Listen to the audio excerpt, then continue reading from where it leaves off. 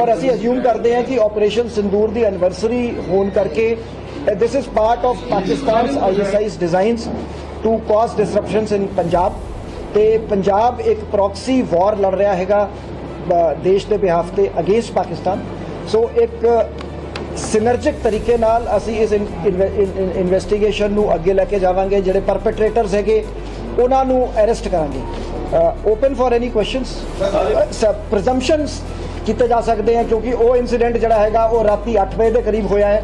उत्थे क्लेम किया गया हैगा, एक खालिस्तान लिबरेशन आर्मी का क्लेम आया जिसनों असी वेरीफाई कर रहे हैं। इस इंसीडेंट का हजे किसी क्लेम नहीं आया।